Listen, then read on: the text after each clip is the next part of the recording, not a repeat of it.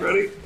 Okay, call the meeting to order. First order of business is stand rise for the Pledge of Allegiance. Pledge of Allegiance to the flag of the United States of America and to the republic for which it stands, one nation, under God, indivisible, with liberty and justice for all.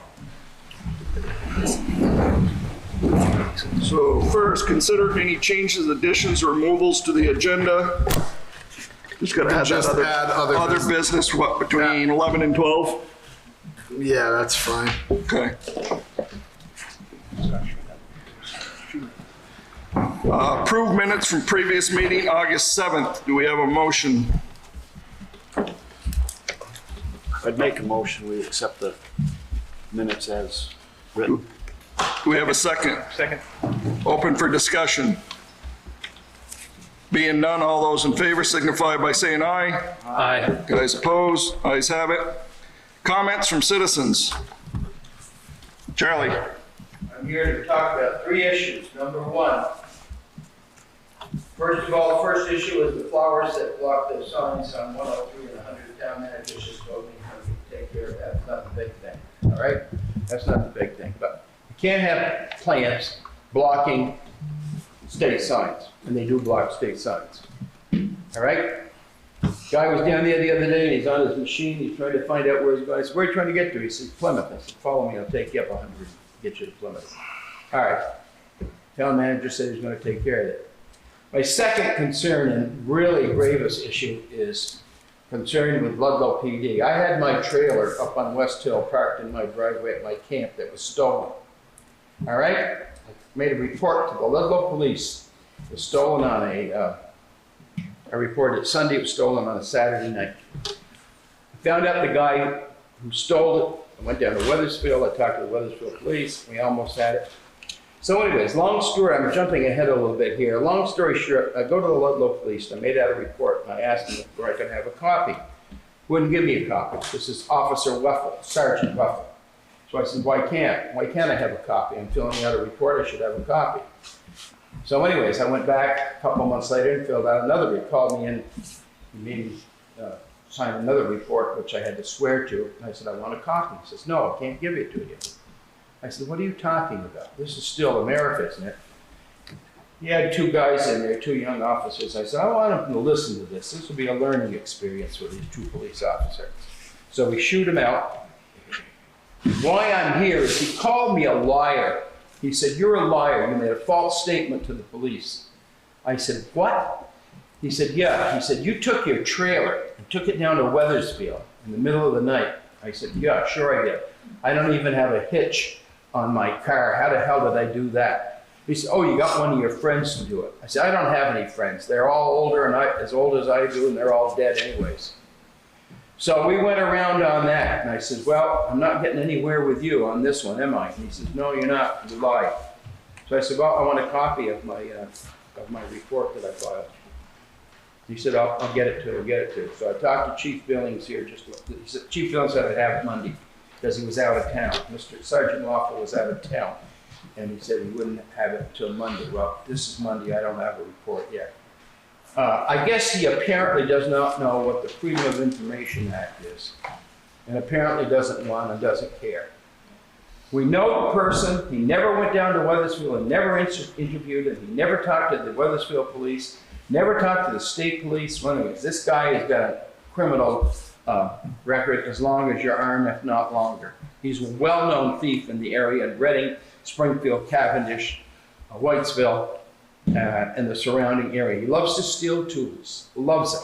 So anyways, that's why I'm here complaining. We've got an incompetent officer on the police department who should not be advanced, or who shouldn't even be a police officer, to tell a citizen of the town that they lied to him. I don't lie to anybody, I don't have to. And I told him, I said, the truth is easier to tell than a lie. I said, lies just make you just get into a web and a spin. And I said, I don't need that.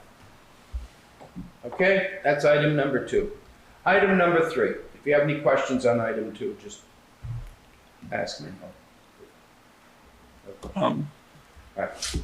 So I went round and round with the state's attorney's office on this too, and he said the state's attorneys said, that he told me, the officer, Waffle, said there wasn't enough evidence. I said, well, there wasn't enough evidence. Did you go down and talk to the Weathersfield police? Did you talk to the officer involved down there? No. Did you talk to the alleged perpetrator? No.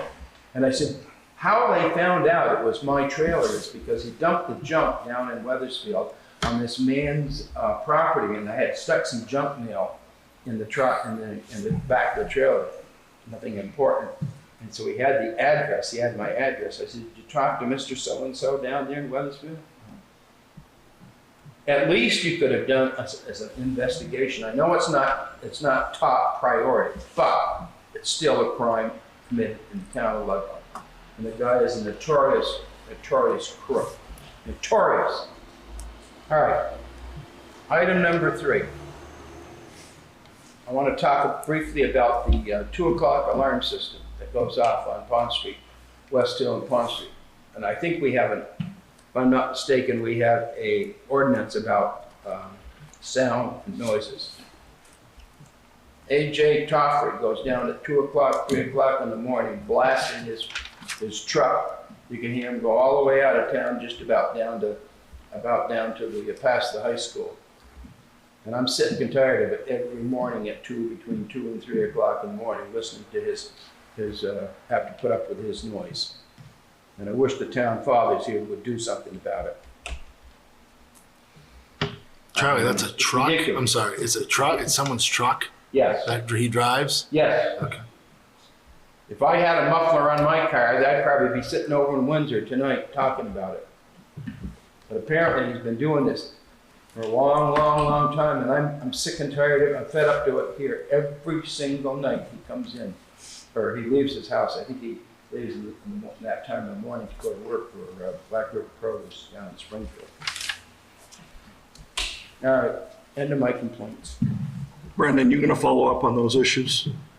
I wish they would, really do. Well, yeah, I'll talk to, I know that in terms of we've talked about the plants. I spoke to Mr. Ripchick earlier about the plants that hang in front of the sign. That's a non-issue. Regarding the complaint with Sergeant Warfel, I've spoken to Chief Billings about the incident. Yeah. Any information that we have can be provided. It sounds like he's going to get it to you. But today's Monday, so I'll follow up with Chief tomorrow. Okay. And regarding the noise, I'll follow up with them as well. All right, thank you. Okay. No problem. Any other comments from citizens? Just state your name, please. Yeah, can I sit through? Yeah. I'm George Poolby, the resident at 15 Bower Court, Charlie's neighbor. I'm here to discuss the purported road, and I say that advisedly, of 15 Bower Court. It is a 13-foot wide asphalt strip paved across my front yard, 3/4 of an inch from my front doorstep, which the town has declared a road without benefit of ownership or an easement. My survey, which is on file, demonstrates my ownership of it, and the Vermont Supreme Court has ruled on multiple situations like this where long-term use of the road by a municipality does not create an easement. There's a thing in the Constitution about taking property from private citizens without compensation. So you can't get an easement by use, by latches, or by statute of limitations. Former town manager Murphy, I went to see him twice to discuss the situation. He was not available, would call me back and never did. When I wrote a letter, a cease and desist letter to the town to cease crossing my road, I'm closing it. He purported to have called me when my phone records would prove he was lying. He repeated that under oath when I took his deposition. He told the village board that he told me to get an attorney, notwithstanding the fact that I went to law school and practiced law for 32 years, and I would have laughed in his face if he said that to me. In any event, the situation with the road is dangerous. Right now it is 13 feet wide with 2-direction traffic at a 25-mile-an-hour posted speed, which my neighbor Charlie, who's been there a minute longer than I have, I've only been there since '04, informed me of the history. Bowker Court was dirt when he was a kid. They paved it up to my property line, and when he used to backblade it to the street once they paved it. During the time Fire Chief Bowker lived in the house married to one of the Hall girls, Fred Hall was the superintendent of the highways. One afternoon, the path over the hill. Frank, okay. The path over the hill disappeared, the hill disappeared, and they laid down 2 layers of 1-inch asphalt 13 feet wide. You don't have any records of putting the road. Ludlow never owned a 13-foot wide pavement, and whoever built that road built it like a driveway. It has no subsoil. It's just if the town plow opened up a section of it, plowed it down the road, and there's no substrate under it. It's on dirt. So it doesn't meet your qualifications for a road. If you wanted to condemn it to make it a road, your requirements are that you make a 40-foot right of way. That cuts my house in half. If you want to do that, it's for sale. We'll go to condemnation. But my price is $1.2 million. Bowker, Zilla says it's only worth $700,000. Give us something to litigate. I litigate for free. However, what I was trying to talk to the former village manager about is some accommodation.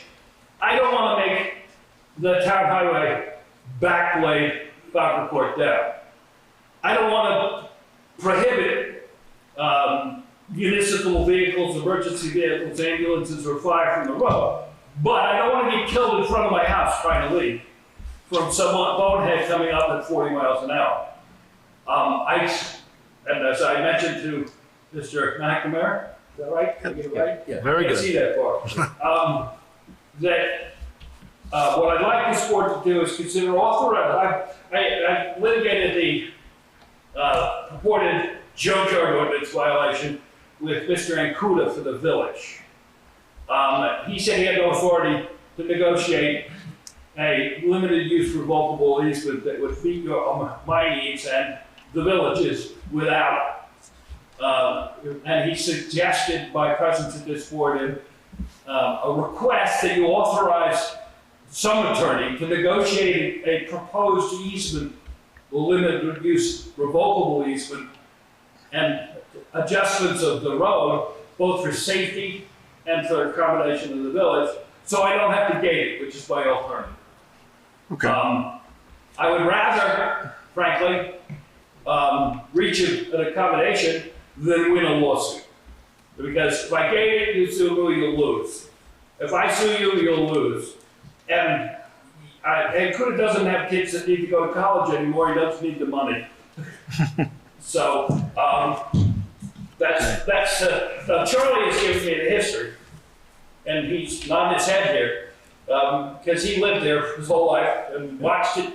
You know, I asked him recently, did he remember what decade? No. Did he remember seeing the work done? So it was probably done during the week and not on a weekend because he was in school then. And he would have been home on the weekend. Yeah. So that's the situation. But the problem became aggravated because of the road declaration as a public road. And the GPS mappers, both Google Maps and Waze were routing anyone coming down 103 and going up West Hill Road, up Bowker Court, instead of making the turn on West Hill Road, a block away. And their tourists near their destination, guess how fast they're going. The other problem that we need to address is the fact that when they do plow through there, I get to shovel my steps every time the plow comes through, so the average snowfall, I get to shovel my steps 7 or 8 times. And I like to not have to do that. Okay. But, you know, I don't need the road plow for my gigs. I yield to Charlie, he's got his finger up. Yeah, I told George he's got a gold mine, he should put a toll booth there and just take a toll every time the car goes, you know, Well- 50 cents to go up, and then when they come back, they get it for 50 cents or 35 cents. But that road was never a road through there. There was a dirt little footpath and it was a big hill. The Halls lived to the left. Mrs. Hall was the mother, a sister of James Bowker's wife. And they used to walk back and forth. There was never a road there connecting West Hill with Valker. It was never called Valker Court Road, it was just a road, period. That was never a town road. And all of a sudden, it just appeared back in the 50s. So and he's right about the base. There was never a base there. Frank Hall was the foreman of the town of Ludlow, of the village of Ludlow, excuse me. He was the road foreman, and just took the grader up, and poof, next thing there was a road. Made it convenient for everybody. One of the things that I have not done that should reflect is since 1935, the town is required to file an annual road map and to maintain those records. And I haven't gone through the records to see when the purported road appeared on the map. 50s. But but that doesn't really matter because I have done the deed work. I have the deed.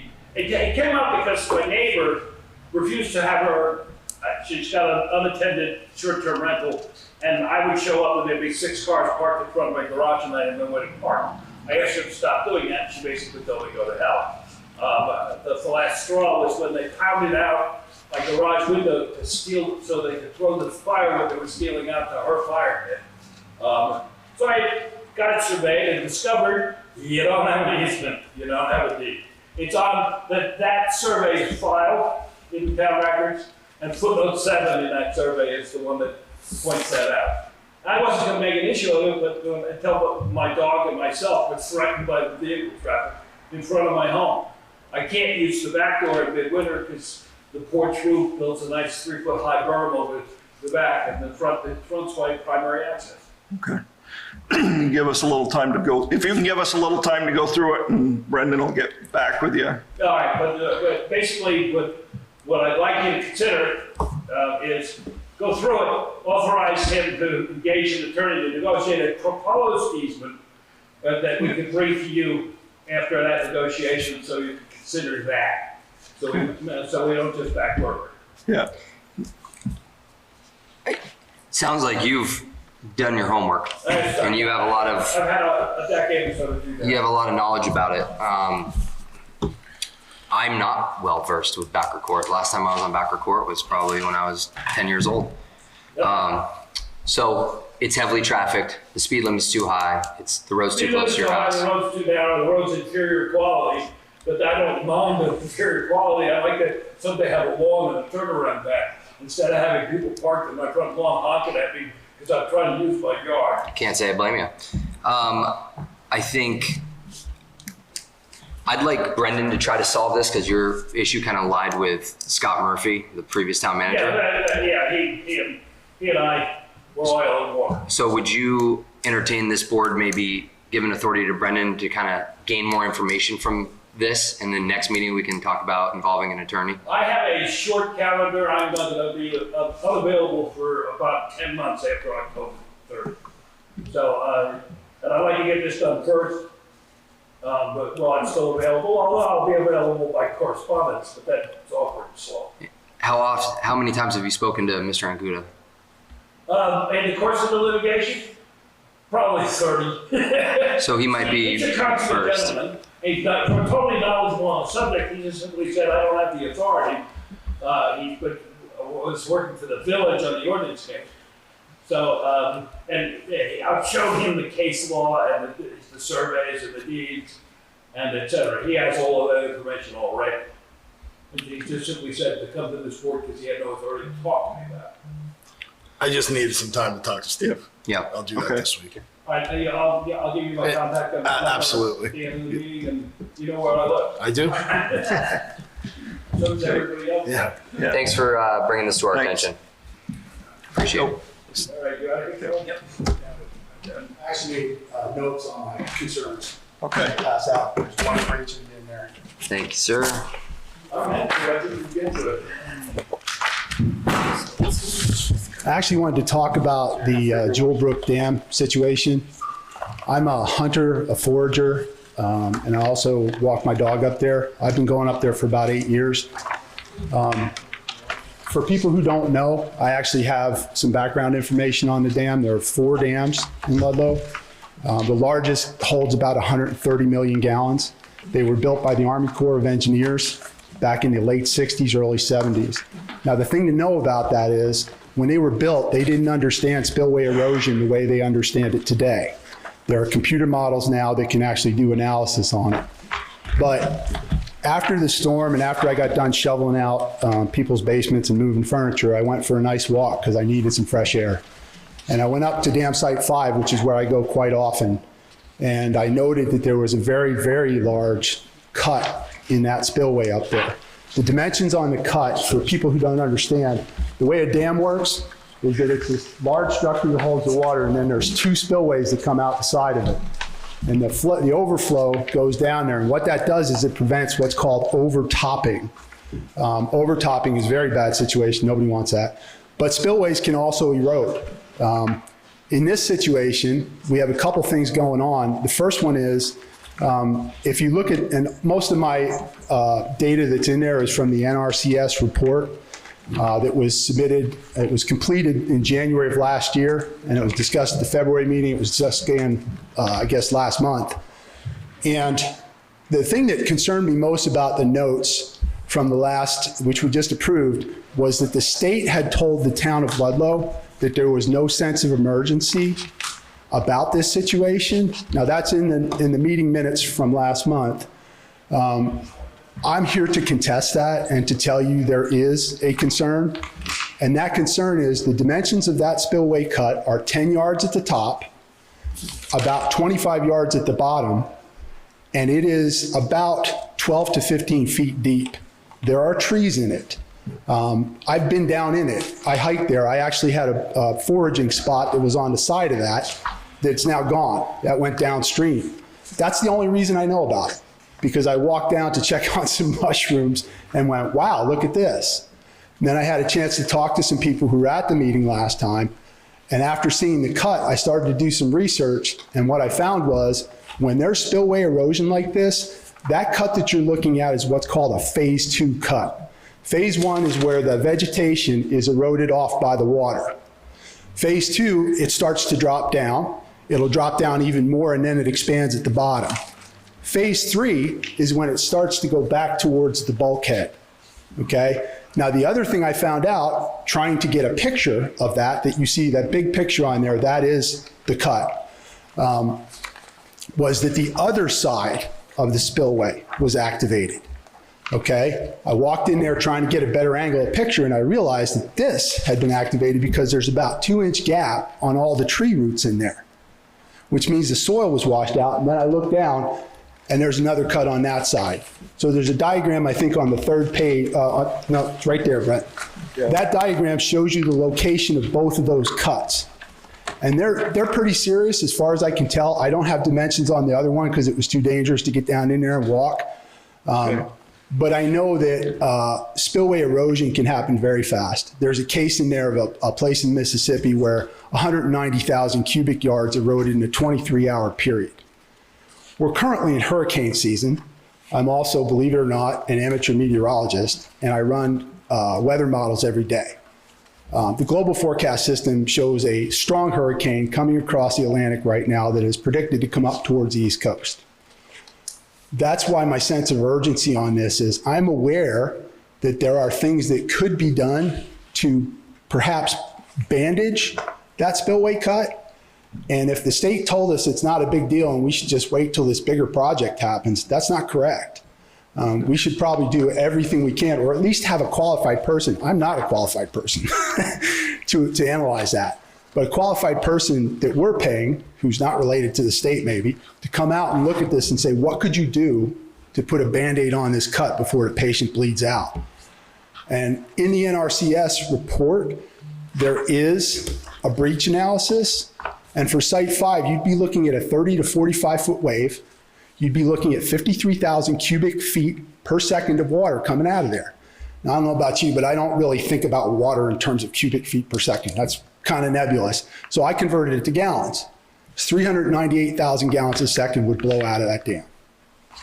Everything for 2 miles downstream would be inundated. The breach analysis says 500 structures. So my concern is, can we possibly get somebody on that? Or maybe somebody's already doing it. I don't know that. But I, in good conscience, I had to come here and share that because it concerns me.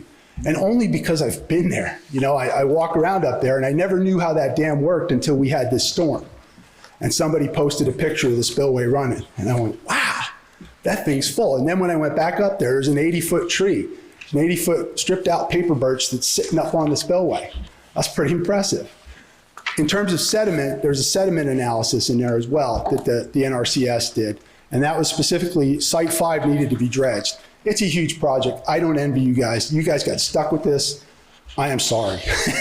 And I'm aware that it would be 1,000 10-wheel dump trucks just for Site 5. That was before the storm.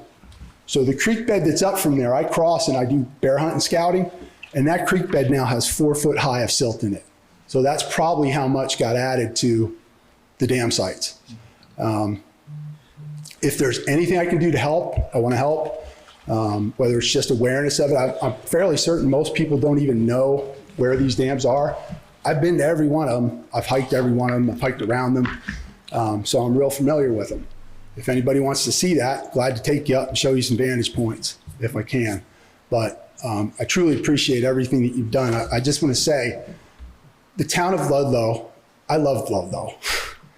And our town is as good as it gets. Because y'all came through this storm. It was an awful trial, unbelievable. And I know it because I was out there and I saw y'all. So I just want to say thank you for that. And then the other piece of it is I grew up in Pennsylvania. I was 10 years old when there was an Army Corps of Engineers dam up in the Conemaugh Valley. And the town was told about the defects in it 3 years prior. They didn't listen to the Army Corps who had told them about the defects. Well, one night they got 12 inches of rain and it blew out. And 84 people passed away. And I remember that vividly. So when I saw this, I had to say something. I don't like standing up and talking in front of a crowd. But thank you very much for your time. If anybody has questions, I'm glad to answer them. Yeah. Brendan, are you aware of how bad this is? So thanks for this info's great. Thank you. So those cuts on the 2 sites, we've applied for and received through the emergency watershed program for them to come fix those. So those are going to be, hopefully, I'll have a date on time, probably soon, but they're coming to fix those. That's being done through the state. So that was through the emergency watershed protection program. They came immediately after, inspected those, and that was their first concern, was those cuts there. Regarding, and again, that's the big thing. There's more to these dams, as we're all aware. The end of last week, and this kind of ties into some of the other stuff we're going to talk about, but we did have FEMA in town with some local or state and federal mitigation specialists that are coming back. In part of it, I'm going to drag them personally to these dams. They're here for something else, but I'm going to take them, if I have to, in my car to go look at these sites because it's a growing concern, obviously, and the cuts, hopefully that is being, those obviously were made top priority by the state to be fixed, but it's my job to make sure that it gets done and gets done soon. Again, the bigger project, we've been approved for the $40 million federal project. That has started, but that is going to be a while. That is not the looming fear and danger that everybody's looking at. And we understand that. So getting some feedback from these hazard mitigation specialists, I think is going to be key for us to see exactly. And I've had conversations with folks since this has happened, and we've had these conversations here, and I've tried to be very transparent about it, is we have the dams that we're all aware of, and somewhere between brand new dam and if it rains it's going to fail crisis situation. Where our situation lies in terms of danger and where this town and people stands is somewhere in the middle. It's not brand new. It's not, I don't believe, crisis situation right now, but it's somewhere in the middle. And I've said, at this point, as I sit right here, where that falls, I don't know. I'm trying my damnedest to find out, to give everyone an answer, because I know myself included, but people that live near these dams and businesses, families, you have a lifetime invested here, scares the hell out of them. And I don't blame them one bit. And as soon as I have an answer, which will be soon, I'll be the first one to tell you. We're trying to get there, and it's a project that I know when I interviewed for this position, the dams were brought up. So I'm trying to bring myself up to speed. I wasn't thinking that we were going to get a massive flood, but now this has jumped to the forefront even quicker. So I guess the quickest answer here is those cuts, yes, forefront being taken care of on the radar. Bigger picture, I will have answers as soon as I have them, but by all means, my office door is open, so please, I'll be as honest and forthright as I can be. What is the time frame on those repairs? The repairs, probably will have an answer for you this week. They made it sound that it would be, within a few months is what I mean, they were mobilizing to get that done. And if the town is able to do, it's a cost share type thing. So if we can do, it's a 75-25%. So if we can do the labor as well, it might speed it up. Because if we can jump in and do that, it's just making sure that and this is one of those things too, that if we have an answer from the state this week that is not agreeable, they say it's going to be a little longer term, we might, as a board, might have to just bite the bullet and say we're going to do those repairs. And if without the securement of funding, which will probably come, but that's a decision we're probably going to make within probably 10 days. The only other suggestion I had is for some type of emergency notification system. That came from one of our friends. She still gets them from New Jersey. Just a text system to let people know that they, we use a lot of stuff through ice storms or whatever. Yeah. But some way to notify people besides Facebook. That's actually, it's an agenda item, believe it or not. No, we're thinking the same. Yeah, Joe, I'm just wondering, has the board seen the NRSC report, January 2023? Yep. We've all seen that. Are we anywhere on getting, I guess our portion around $10 million? And the state and federal government, I guess, get in the rest of that. Are we anywhere coming up with $10 million? No.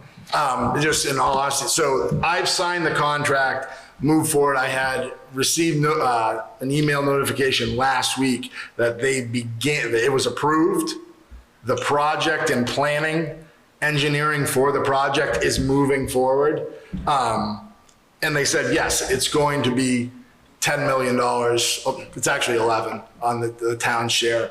The reality of that is that, and I've already started barking at, our legislators and everything, is that $10 million, I'm sorry, for this 11, for this town, for a project that is so dire, is not reasonable. The feds, the state of Vermont is going, for the amount of money that we send to the state, they're going to have to help us. And we will get it done because they're going to have to. $10 million, if we can't wait 20 years to fix these dams and come up with $10 million, it would decimate the tax base. We're going to have to look at options to help fund that, but the state and the feds are going to have to kick in. They're going to have to. You all know where I live. Yep. Mm-hmm. Okay. And then this last flood, that water came up at the end of the day. It came up fast. And that, I believe, is when it came over the Empire State. And all those dams feed right there. So. I was standing on the corner of 100 and 103 at about 3:45. It was not a fun experience for me at that point. So I know exactly what you're talking about. $11 million. Yes. We send the state around, what, 30 million? Yeah. Back? 28. Hold some back.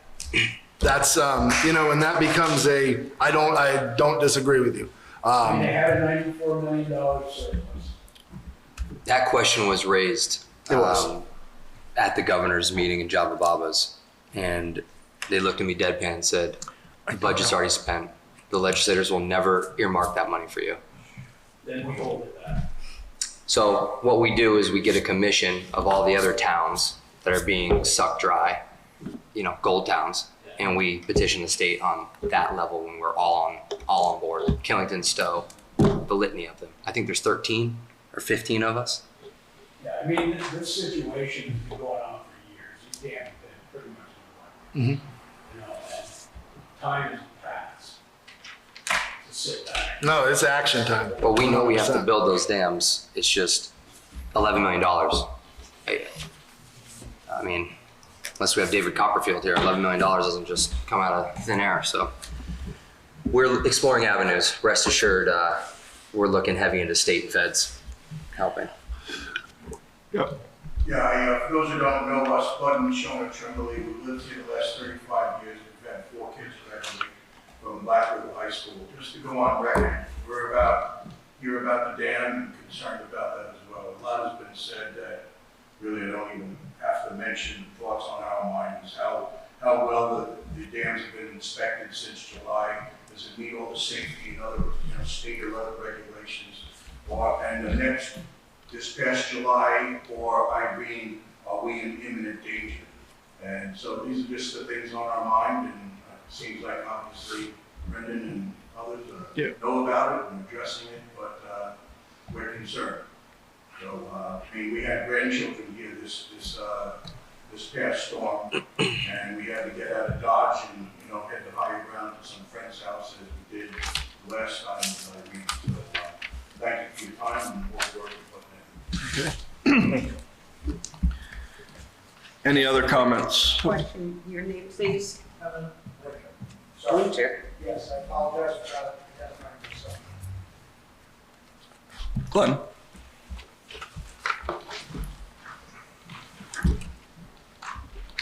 Okay, I'm going to really reserve my comments from citizens for when you discuss item number 5.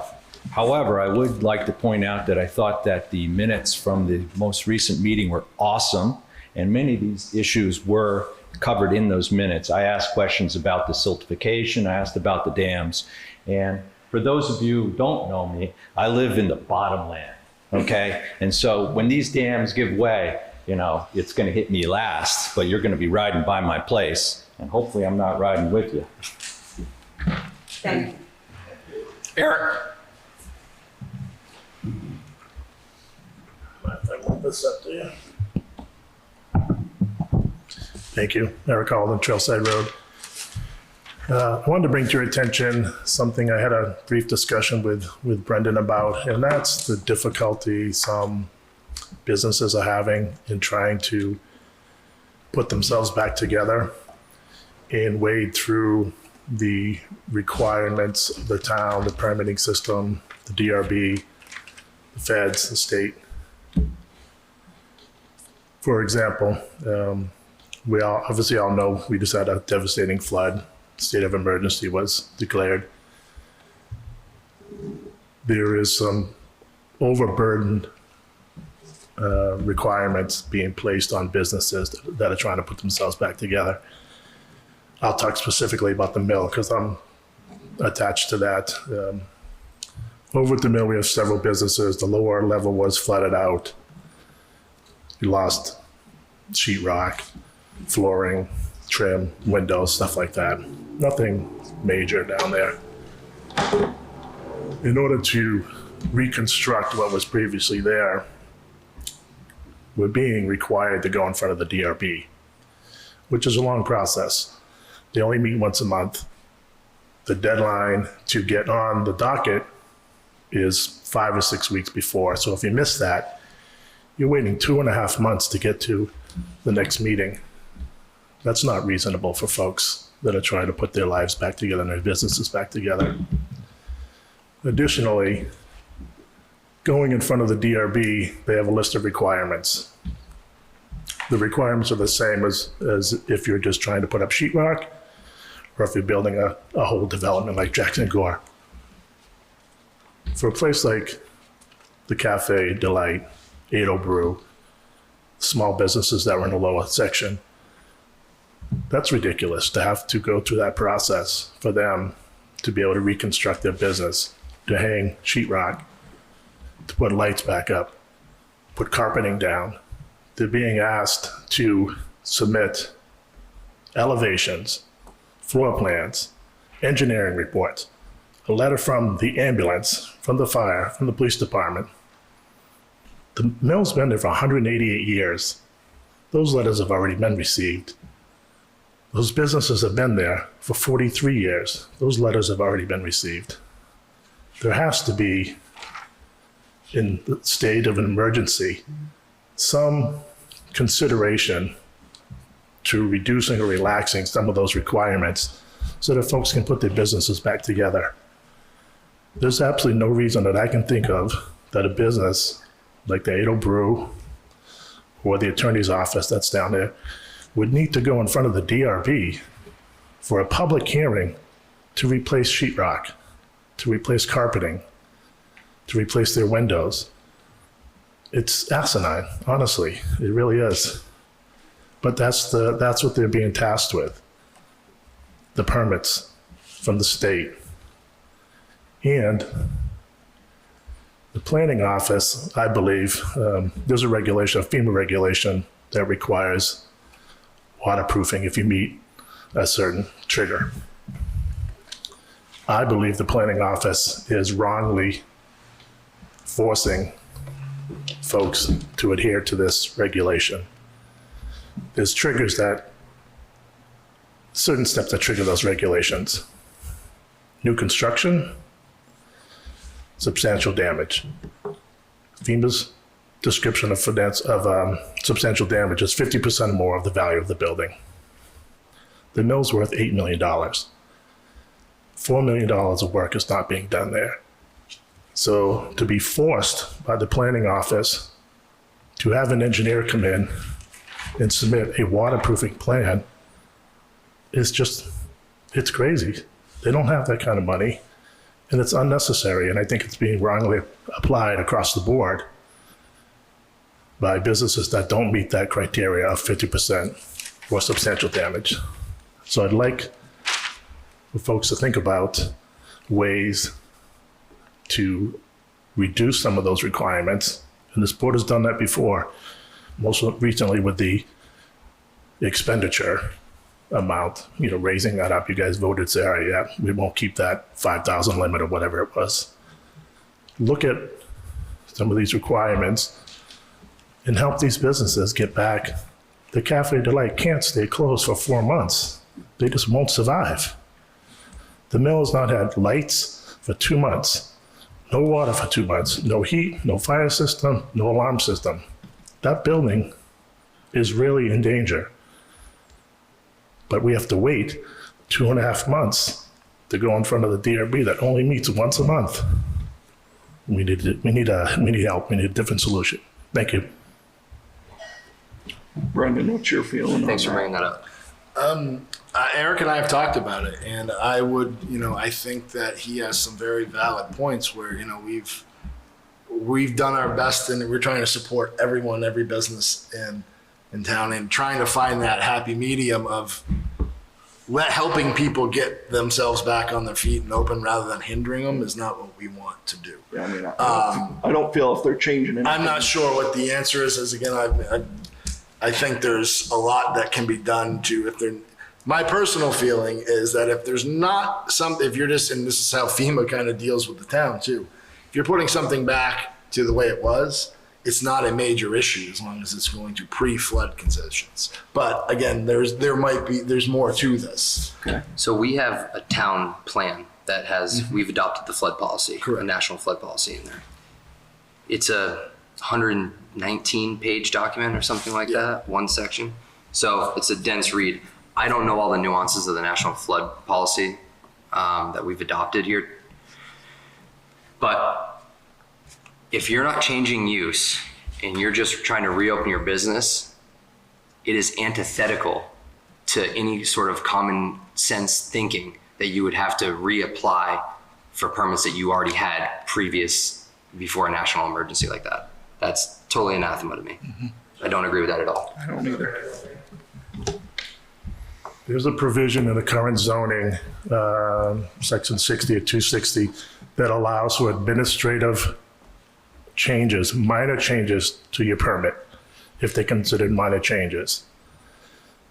My opinion, rebuilding your business, sheetrock, flooring, windows, would be a minor change to the permit. Have you contacted the fire marshal directly? We have a permit from the fire marshal. It's the town that's holding us up. The state has given permits That's not easily. gonna work. Same thing happened at Shaw's. Shaw's would have been opened a month ago. I know we have a special meeting coming up. Thank you. Thanks, Eric. Okay. We'll look into that and see what we can do. Expedited. Yeah. Any other comments from citizens? Okay, listers, errors, and omissions. You have the list that was submitted in front of you that was in your packet. If there are any questions regarding it, I know that Ryan is here as well.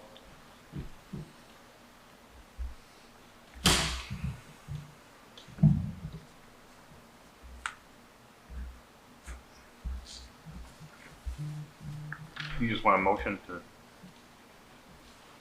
proceed as written? Would you like me to read them?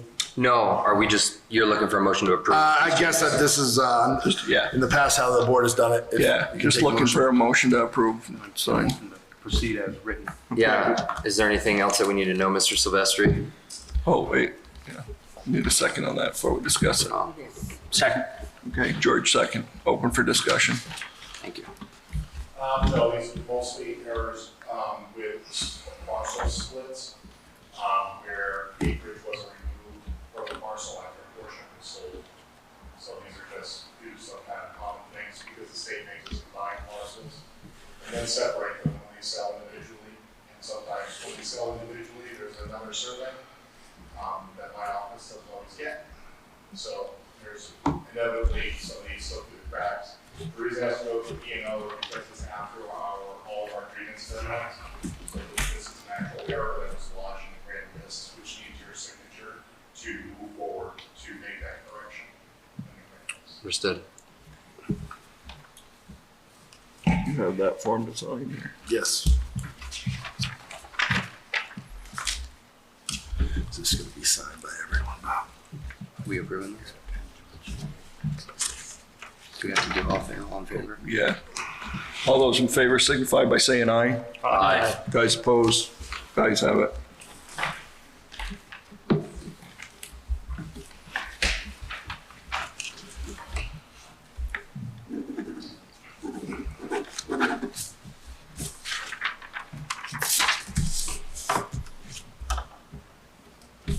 Stick around for the Esri.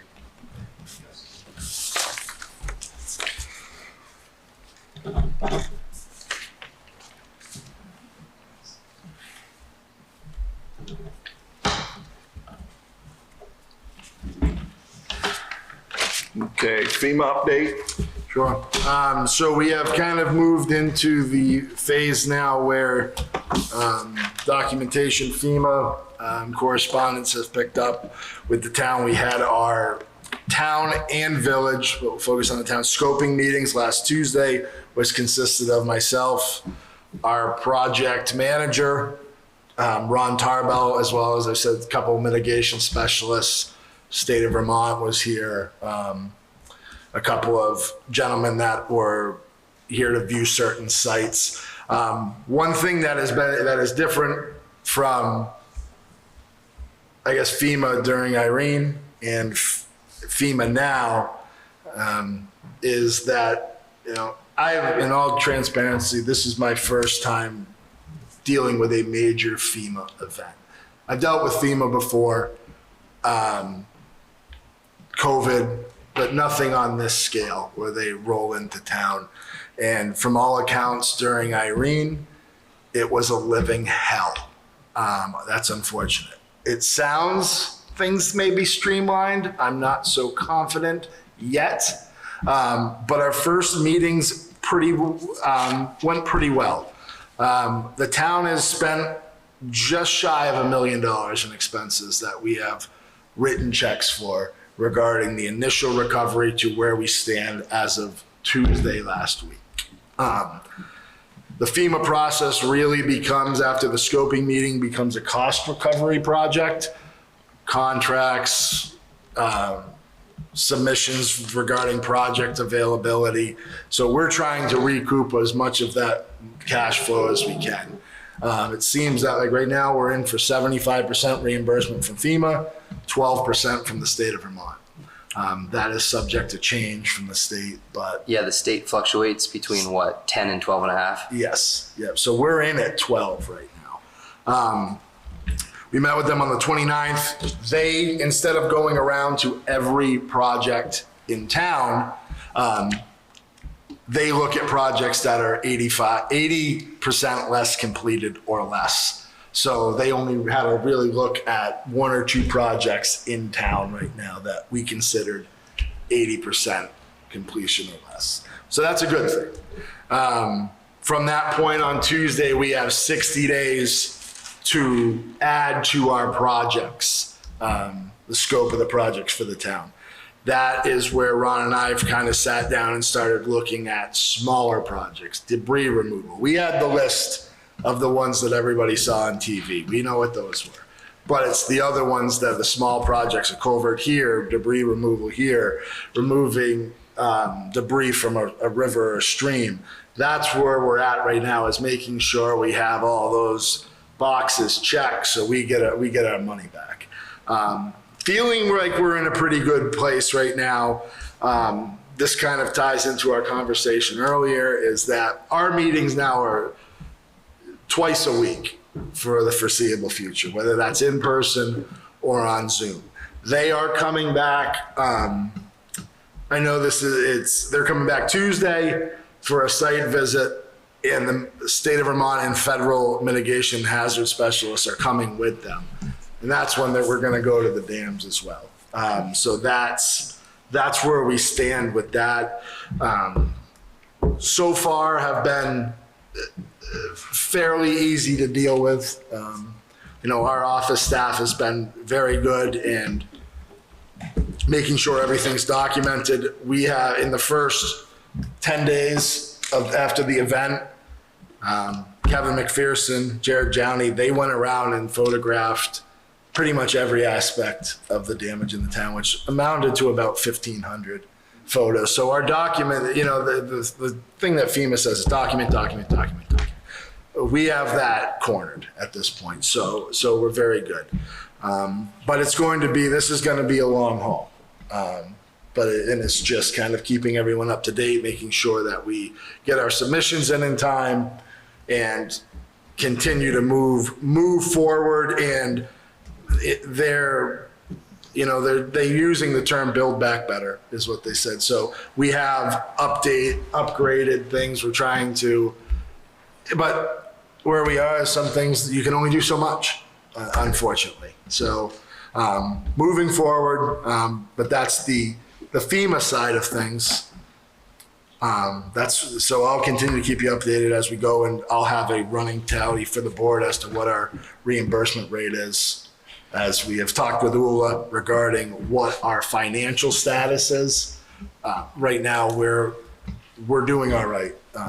As some of these projects, we have that $1 million is already paid on approved projects. Mm-hmm. So we should start to get that back. This week they do everything via a portal online, which is submitted, you can watch it be approved, then the money starts coming back. So hopefully we won't get into a borrowing situation for the town. We both, Ula and I, feel pretty confident about that. So financially doing okay. Okay. So flood recovery update. Kind of a tie-in there, so just kind of give it as the town as a whole. Large portions of the town are 80 to 90% completed. I've used that phrase temporary permanent a lot, which means that we've done enough to get them passable that now FEMA's come in looking at projects. All of the culverts, any culverts that were washed out, were upsized immediately one size. We are looking, as we kind of scale out into some of the outlying roads, especially the Lakes region, Gia Farm, some stuff on Commonwealth Ave, I'm missing a few, but kind of looking at hydro studies and scaling, if the culvert needs to be upsized, if it's a 2-foot culvert, if we have to look at a box culvert, et cetera. But that's a process. Clark Drive Bridge, temporary bridge is in place at this point. That was put in by Cold River Bridge. That now is good to go. Now we begin the process of the engineering and hydro studies for a new bridge there. That will probably be in, we're looking at 1.5 years before that's probably completed. So mitigation options, we're going to start looking at a lot of those in town. Dorsey Park, I'll just bring it up, Dorsey and the skate park has been cleaned up, put back to essentially pre-flood stage. As we know, the skate park was, what was that, Justin, 5 days from being done pretty much? It was actually 100%. Yeah, with the size from the landscaping. So both, the work that was done there, we still have some options and some decisions we're going to have to make. I think at one meeting, maybe 2 months ago, we made the decision to shore that skate park up, find the money, and we did it. Now there's a few options that we may have to address regarding some mud jacking, et cetera, to the park. We have a lot invested in that, so we're going to make sure that it stays that way. The other piece is, and Eric it was on my list, Eric touched on it, is that, it's September, and I know that some businesses are struggling, and it was going to be, I just wanted to bring it up that we were fantastic in the 60-day response period, emergency, getting resources to everyone. We were fantastic. Now we need to continue that, because this is the point where, and I can speak personally on it because I have family that's the same way, is that this is the span where you don't want people to feel like they're lost, or the town's like, hey, we're done, we're moving on here. We still have to take care of our community. If you drive through town, if you didn't know, you might not know how bad it was. Mm-hmm. But the reality is it's still bad. And, we look at some things and we peel the onion back, and some things are worse. And that's not just for the town, it's for everyone. So the business side of things, and even individuals, is, taking advice that Erica is. What options can we make, if that's to expedite things, to move things along, to get people back functioning before the snow flies, because that's really, that's going to be an issue if it doesn't happen. So that's just a brief update on the flood recovery as to where we're at. There are 2 things that I just want to add briefly, if I may. Was the skate park updated insurance-wise, or were we still insuring the old park? We were insuring the old park because it had to be completed, 100% completed. It was a weird There was a real gray area there because the landscaping wasn't done, and some of the final safety factors weren't done. So it wasn't officially opened. The work was done, but it wasn't opened. Correct. What does FEMA reimbursement look like on a project like Dorsey Park? That's another gray area. Recreations are FEMA eligible, but it becomes a combination of your insurance and FEMA. So the reimbursement is not, it might be full reimbursement, it might not be. It's a question of, so we've added all of our rec areas to the FEMA project scope. So basically now they'll come, they'll look at them, they have all the documentation. So it's going to be a process of exactly how they'll cover it. And basically the insurance company denies us, so we have the denial letters from the insurance company, then it goes to FEMA, then it goes back and forth. So it'll be a drawn out process, but correct. We'll stay on it. Yep. Thank you. Okay, number 7, the SDR Granicus update. So this is the short-term rental registry. This had been going on, I know, for some time. We had some preliminary discussions before the flood. regarding moving this forward or not and how the board wanted to proceed. I'm fairly new to with some of the information, but I know that the board, as in Justin specifically, is a little more up to speed than I am. So I've told Justin I've let him lead this conversation for this item. Thanks, Mr. McNamara. Yeah, we have had Granicus for almost a year already, which is software that collects parcel ID data and then understands it based on where that parcel or address shows up in search engines or online travel agencies. There's a lot of data in there. Brennan has a login, Rose has a login, and a few other people have a login, and it's always actively updated based on the minute. And so we've understood a lot of data. There's anywhere from 800 to 1,200 unique short-term rentals at what's the parcel count again? 3,500? Something like that. And a lot of other towns are instituting what's called a rental registry or an ordinance or something like that. This has never been about punishing or restricting short-term rentals. We don't want that because we need the beds in town. We want the tourism. We want them to thrive. Post July 10th, a lot of things have changed in this town.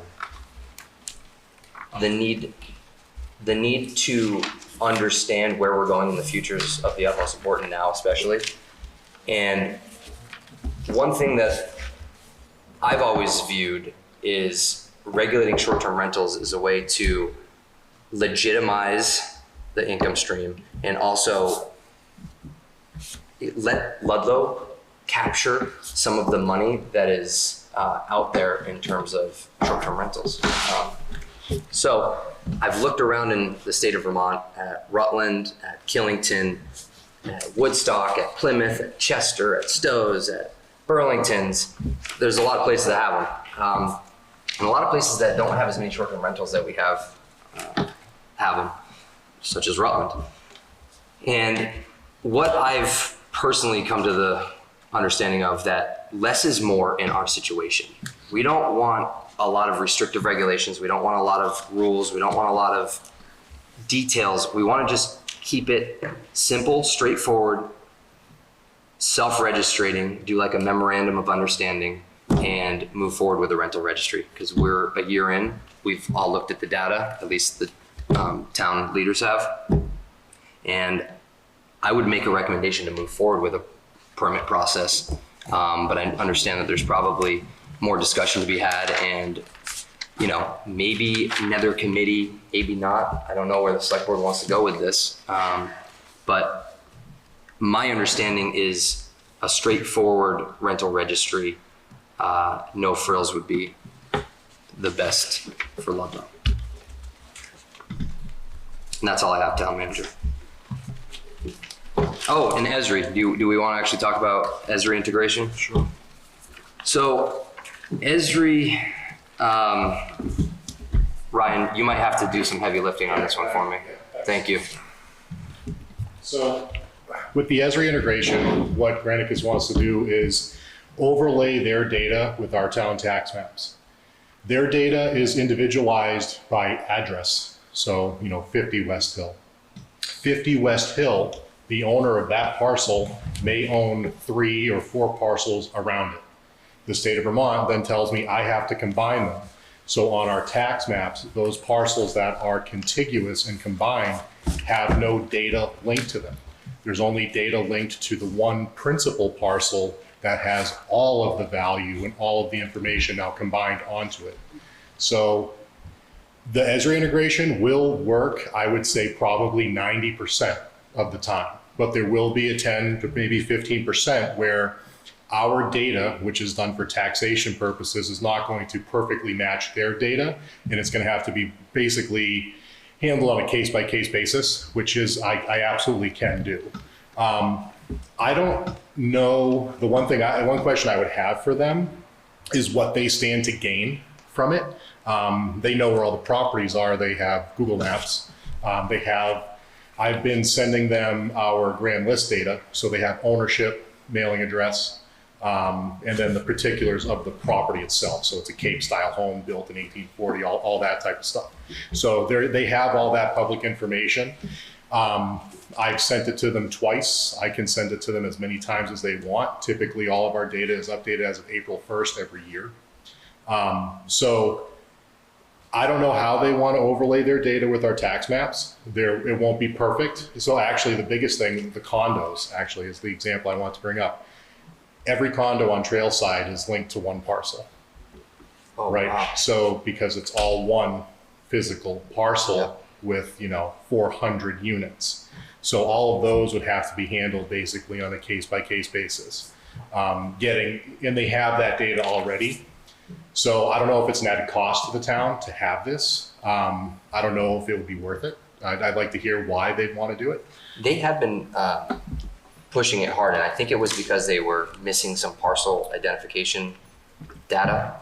Sure. But I asked Granicus, our representative, why do this? What does it gain? And she said, eliminate the need to maintain GIS data, parcel information, in two separate systems, which you just went over. Yep. Add layers and filters in Esri for deeper STR data analysis. For example, see all the components for a date range and area of interest. Analyze impact on how home prices with sales match to short-term rental conversions. Utilize visualizations and heat maps to create meaningful 2D and 3D images of your geographic data to uncover patterns and relationships, and access demographic data. Find local facts and demographic information about a location, such as average income, household size, and population. So it doesn't seem necessary after hearing you speak, and it would be an additional $1,800 a year. Yeah. So it to me, seems it's just creating a visualization of the data that we have. So if they want to do heat maps and heat map overlays, it would be like our zoning overlays. So instead you'd have actual, an actual overlay with like a red overtone as to where each STR is. They're kind of providing us with that, I would believe, to an extent. So it's something that can be done. The other thing I would want to say is, so we contract with CAI Technologies for the tax mapping, and that would have to be facilitated by them. So whether or not there'd be an added cost through CAI as well, I'm sure there would be. It seems like it was more of an add-on for maybe a more robust or developed system. So maybe a bigger town. They want to put their data on the maps that we contract with CAI. CAI would have to facilitate that, and so they would charge us. I'm sure they would charge us to create those overlays and put them on the tax maps. And then it would be something where, if they're on our tax maps, is this? I guess the question is this public information, right? So my feeling says it is, but I'm not a lawyer. So, if it's an overlay on our tax map, is that going to be just for internal, for municipal use only, or is that something that's going to be out on the public, on the online platform? Great so question. everybody could look at that. Great question. And then just as a taxpayer, my comment would be is that, we and the Planning Commission is working on their rental registry. It's been our agenda the last couple months. We definitely need some direction. I'll say that, definitely from this board, as to more or less what you want. We've always kind of touted, safety and basically quantifying how many there are. So health, safety, quantifying the amount of rentals, and then income stream for the town, 100%. So which income streams at this point in town are really, really necessary, I think, moving forward, to kind of have maybe an overlaying theme into some of the stuff we're doing, to help pay for all of these huge projects that are just looming, coming down the pike. So if the Planning Commission, I think, is willing, and we are currently speaking about this, we would definitely want some more guidance from you as to what you want to see. So if you don't want any, if you want restrictions, what type of penalties, what types of fees, if properties are non-conforming, what's the deterrent used? Is there one? So do we want to self-certify, or do we want to have them all, be required to have an inspection by the fire marshal, which may or may not even be possible? So these are all big questions that we have, and we're kind of floundering. So it's a lot, but potentially even down the line, if things settle, we can get to a point and then maybe have a joint meeting. I don't know if that's something that would be potentially useful. I think that's a great idea. I also think there's a lot of towns that are adopting short-term rentals, and a lot of them are doing the short-term rental safety, health, and financial obligations through the state of Vermont. Self-attestation letter. I think that works well for what we would be looking for. And I think the VTSTRA, is that what the VSTRA? They're a group of short-term rental owners and advocates that work with municipalities to craft thoughtful ordinances or thoughtful registries, not just knee-jerk. I think it would behoove us to gather some information from them.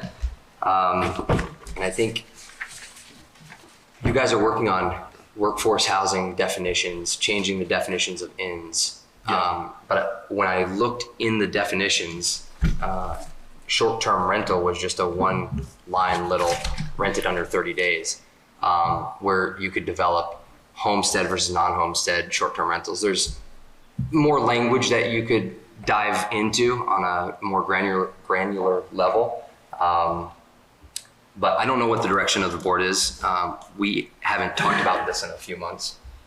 But based on my understanding, this letter would serve as an MOU, Memorandum of Understanding, signed, plaqued. I'm just describing how other towns do this. And then if a property parcel ID or address receives a complaint, that's lodged within the software, which then categorizes it. And then after X amount of complaints, the property is notified or fined at that point. It's usually how they've been working it. Yeah, we would set that. So Granicus would basically enforce or mail fines whenever we tell them the threshold. So those are the things that would have to come from this body. Yeah, we would have to set that. Yeah. And the VTSTRA, which I'm hoping I'm saying that right, they craft those types of regulations and language and structures. So we're kind of working on a overview, kind of a framework of the registry right now. I believe it's on our next month's agenda. Tomorrow we are going to the trustees, I believe, to ratify some of the definition changes in the village, the RC and RC2 district. So that's where we're at. I guess we'll continue working on a framework, and then when time allows, potentially have a joint meeting. It'd be nice to probably give you a little direction instead of just have you guys work on this, in perpetuity. Sure. Granicus is coming due to re-up in November, I believe. It's been a year. We've understood the data. These guys have been working hard on it. Is there any? Me personally, I'd like to just streamline it and make it really, really straightforward and more simple, than less regulations and less restrictions. That would be my personal take on it. If I could, I think where we are right now in September, if we actually wanted to have anything rolled out in any form this year, it would be just collecting data potentially at the town level. So potentially phase it in is what I'm saying. But yes, obviously the flood has backed up this a little bit. Sure. Any other members of the board? What are we having a cost right now for using them? Because you just mentioned extra costs. So I believe the initial data collection was 27,000, and right for last winter's data collection. It's going off of memory. Brendan, sounds. Was it 27 or 18? Because there was 2 tiers to it. Anyway, I believe it was at most it was 27,000. That's correct. The mapping would be 1,800 annual cost for that. There would also be an annual cost with the vendor we use for the tax maps. That I don't know what it is. I could make a call tomorrow and find that out this upcoming week. To the re-up for this winter, is it gonna be the same? Is it the same contract for the data? I would imagine so. Yeah. The negotiations will probably begin in October. Yeah, so I think pretty quickly, you know, we're probably gonna be in 50, 60,000 if we re-up this winter, and still are kind of floundering, so. Yes. I think, yeah, this should be kind of pushed to as much of the forefront as we can, but. The other part of this is I haven't seen the report yet. I have asked for it 3 times. Granicus report. Yes. Eric?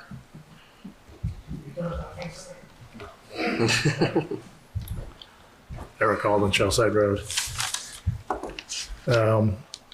I'm confused with what's being discussed here and what's on the table, honestly.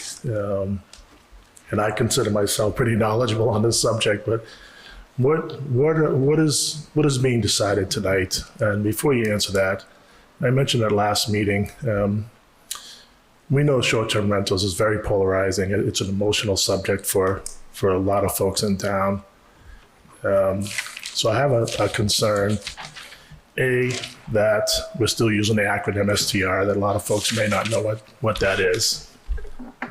And B, we're having this discussion on a holiday. I think myself and maybe Ryan are the other ones here for that. The other folks are here for the dams and other things, so that's concerning. But I'm unclear what is actually being considered here tonight. Thank you. You want me to get? Yes, go ahead. Not enacting an ordinance, not enacting a registry, not enacting ESRI. ESRI was the main topic of tonight's conversation. But when Mr. Silvestri brought up kind of floundering and that they've been working on months on this and we're getting ready to renew Granicus, with all the things that have happened and the lack of direction that this board has particularly provided, we've tried to get the village trustees, try to get the select board, we have to get the planning commission. There's a lot of moving pieces to this and we don't want to just move into it, but we are, in terms of time, wasting time at this point. So we need to figure out, do we want to move forward with this? Do we want to not move forward with this? And it sounds like the ESRI is dead in the water to me. That's where we are. Tonight, correct. Yep. Of course. What's the preference of the board? If I may, Brett, just from my, so, I think it's one of the reasons that I had talked with Justin, we had put this on here, is that, this had come on. I'm still finding my way through some of these things, and the short-term rental piece, as we said, is very polarizing, but it is a piece that has been talked about in town for almost a year at this point, right? I think 2. So something needs to happen, in my view, is we need to find a direction that this board wants to go.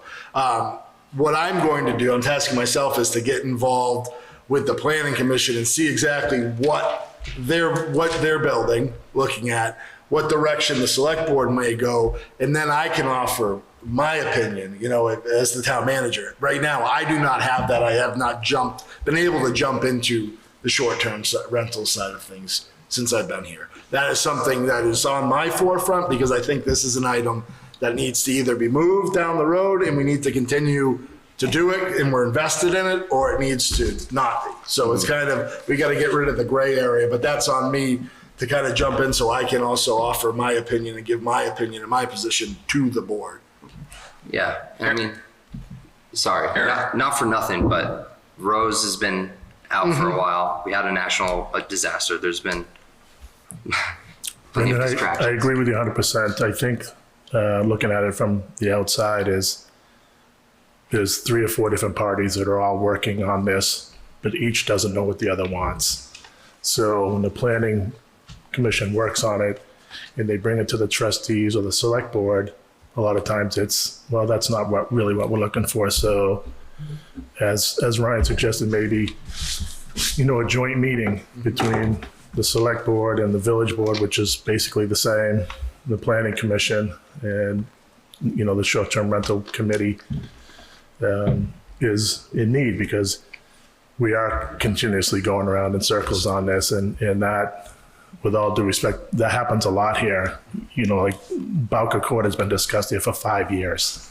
5 years. So let's get all the parties together in the same room, hash out what we want, and then move forward. Thank you. Great.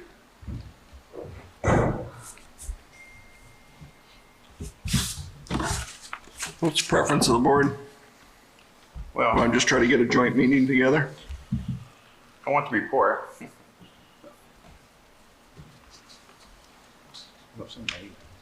Yeah, I can get that for you. I want to read it before I Yeah, make any decisions. yeah, I think we've had a year with that software, so let's, have Granicus back and talk about it. Joe? Oh, yeah. Is that for public at this point? No, it's proprietary to Granicus in town. I don't know if they want to release it. I don't even think the report, I don't know if we've even crafted a report. I think that you log in and it tells you the general metrics. Yes. I just have a quick question, Joe Johnson. What kind of, I heard income stream to short-term rentals you're gonna get and legitimize you done as a business? You do know we get 1099, we pay Vermont room and board tax, so. I do. What kind of income stream are you looking for? I think income stream was used by Mr. Silvestri. No, I think you said it. If I said it, it was in regards to the Esri integration that I was reading off of. Okay, and. That this isn't whole- going forward. This whole thing, the software that's looking at Mhm. short-term rentals, that's looking at every property in this town. It's looking at every property that is advertised on the internet for sale. So but they have information on every taxpayer in this town's property. And then they shoot those into their AI and find the ones that are. What I'm aware of is they have the GIS data, and they take that data and they match it into their algorithm, which then combs 100+ online travel agencies that then finds that and identifies it, is my understanding of it. It's just, it's getting into a creepy place, that's all. Yes, The whole Constitution and everything is staring at. I hear you. As a business owner, I hear you. As somebody that owns property personally and business, I have to, if I am selling things to the members of the public, then I have to expect, certain rules to abide by. I can't just open up my house and say, well, it's my house and I'm going to kind of do what I want with it. If I'm accepting money from the paying public, then there's a little bit more scrutiny to it, traditionally. If you're at the equipment, it works out. I understand. The goal is to not restrict or limit short-term rentals. This town needs that to thrive. These folks need this to thrive. The goal is to try and understand the market, legitimize the market, and then have Ludlow almost give permits out for the ability to rent within the borders of the town. That seems to be the common theme. Could you please come up to the mic so that even the people who might be listening, thank you. So you mentioned that there might become a permitting process where people will be denied or. I didn't say denied. I think just a permitting process. Well, permits can be denied based on all kinds of things. So that, in a sense, would be regulations. I'm confused still about what the purpose of spending all of this money in this intrusive surveillance program is really going to do for the town. Nobody's really answered that other than that we might be able to get some fines for people who are, overbooking their properties or whatever. But, other than that, I haven't heard of any devastating issues from short-term rentals in the town or septic systems. You heard it from the Bowker Court gentleman. Well, that's a problem. And there are issues. Do we need a massive rental registry and AI data system to deal with Bowker Court when that's been an issue before the STR issue came up? I would imagine that permits and data points and understanding markets, new commercial markets, is beneficial to the town. How is that? Well, it's business being transacted in our borders, so Right, the so town is- deserves to Do we understand do the market. that? Do we surveil other businesses in town like this? I would imagine there's a registry of all the hotels and restaurants and beds and everything Is at the there state one? level. Is there a registry where they sweep I the have a data lodging every 3 days? permit through the state. So do they sweep your establishment for how many patrons you have every 3 days? Well, nobody's going to do that, so that's not really a fair But comparison. I think that what Granicus kind of does, though, through the Airbnb. Can I clarify the data collection? You sure can if you'd like. So the town data that's used, that's been provided, is all ran as public information. So owner of the property, even if it's an LLC, the address of the property, what Granicus is trying to do, because they just see public listings, so you list on Airbnb, it doesn't have your address, it doesn't have your name. They're trying to get the name and that mailing address attached to the rental listing online.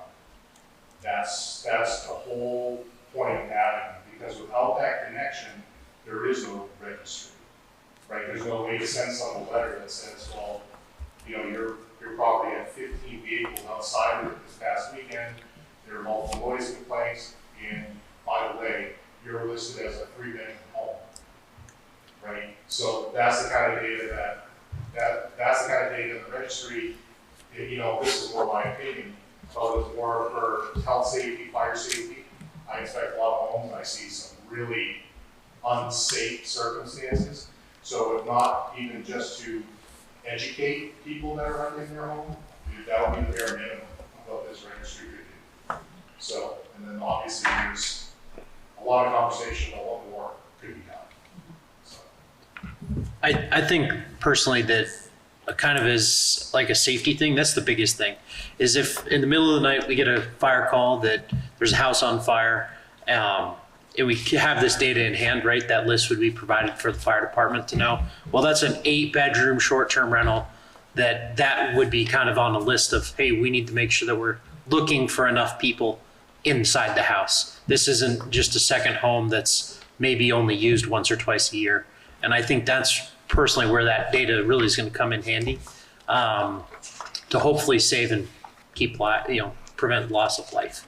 And I know it was mentioned kind of those illegal bedrooms, that's kind of a secondary thing. And make sure that everyone is obtaining that same level of bare minimum. I guess I just have to say I understand that. I think that's great. And I think we should know that. And when someone sees 15 cars and they know it's a 3-bedroom house, well, we can call the police. If that's the only thing that this would be used for, that would be fine. I wouldn't have an issue with that. But there's so much vague language that gets used when talking about the rental registries and what's coming next, or what else can we use the data for. I would like, as a citizen, taxpayer, and a short-term rental owner, to make sure the board puts those guidelines in place before we jump into this thing and has parameters set around it. And let the public know exactly what data you're collecting. That's why I would like to see a report to know what data is being collected on me and my property. It's anything you put on the internet is what Okay. they understand. Okay, but talking about income, my income for my property isn't listed on Airbnb. Then they won't know it. That was through Esri. I was reading off of her recommendation through the Esri integration. So I apologize if you But misconstrued that kind that. of information isn't necessary Agreed. for Granicus to be collecting on the citizens of Ludlow and the homeowners of Ludlow too. I agree with you. So, if you do move forward with it, I really would like to ask that you have, parameters about exactly what data you're going to use, what your plans are down the road. I mean, I don't understand why workforce housing even comes into this discussion of short-term rentals, which that came up just a few minutes ago when we were talking with Mr. Sylvester. What does workforce housing have to do with regulating short-term rentals? Doesn't. Well, it came up. when You guys were misconstrued the talking about- conversation. I apologize. That's okay. Well, it came up in all the minutes of the rental registry committee over last year, a lot. So if this is going into down the road to start a permitting process where all of a sudden you could say, well, we have too many, we don't have enough workforce housing, so we're not gonna let anybody else have a permit, a second homeowner to rent their house to somebody because we want that place for workforce housing. That's my concern. That's not gonna happen. I don't think there's any appetite for that. Incrementally, as it was talked about in the committee minutes. That committee is over a year old though, right? What's The that? committee was over a year old, right? It was, but it was all stated in the committee minutes, so. There's been no action on those, No. and that committee has ceased to exist, Okay, just to let you know. so I guess I'm just asking to be clear about what the end goal is. The clear direction for me personally is to streamline the process for them, which I stated at the beginning of this. Okay. So make it easy on everybody.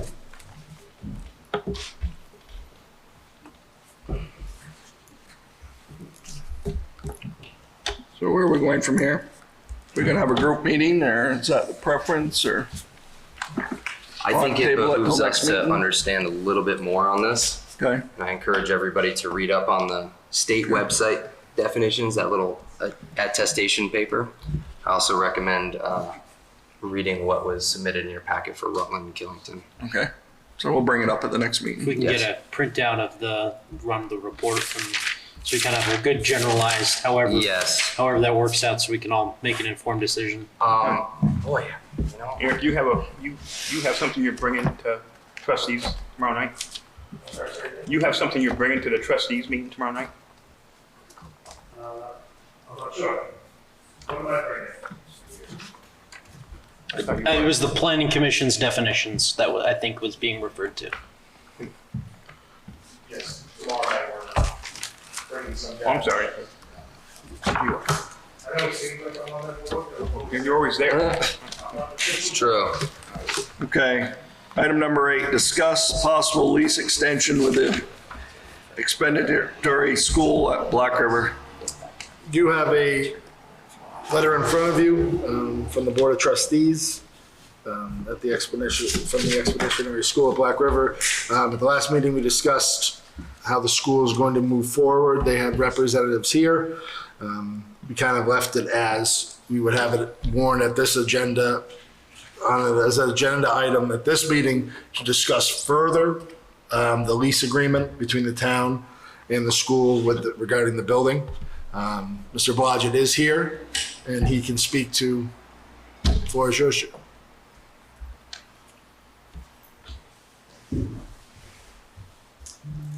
There have been a lot of important things discussed tonight, especially involving the flood and things like that.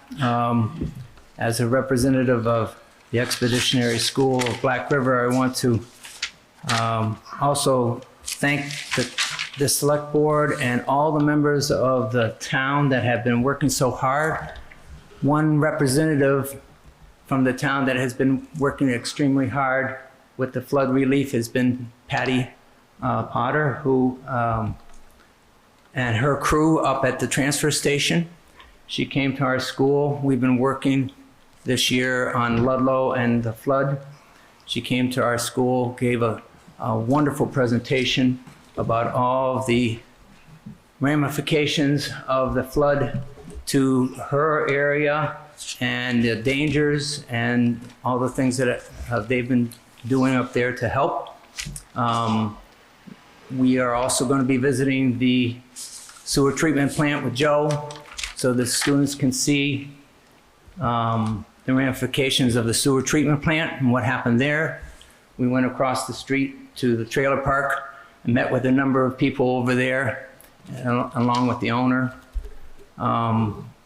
So the school has been only open for a few days and they've been very busy. So I'm going to read a little letter that we have from our trustees here. It says, "Dear Mr. McNamara and the Ludlow Selectboard, 3 years ago when the Expeditionary School at Black River, ESBR, drafted their 3-year plan of operation, It was difficult to foresee the impact of COVID and the delay in the processing state approval funding. However, through this time, ESBR has persevered, operating each year as a recognized school with enrollments from 14 to 20 students and graduating 5 students over this time. The result of enrolling a minimum of 10 local choice students would have impacted the LMHSD, which is the Ludlow Mount Holly School District, budget annually in the amount of $150,000 plus, resulting in a savings to the taxpayers in that amount, offsetting the amount of money appropriated by the town of Ludlow for the building costs. We have maintained the building while school was in session, cleaning it daily. We've also just had all the carpets in all the rooms professionally cleaned for the start of school this year. We greatly appreciate the town of Ludlow's support for using the building for educational purposes. Moving forward, we are now operating under an approved status by the state of Vermont, allowing us to receive tuition money for students from Ludlow and Mount Holly. This actually is where we would have liked to have been in our second year of operation. It is the desire of the Expeditionary School of Black River Board of Trustees to extend our current lease for 2 more years. The recent late June approval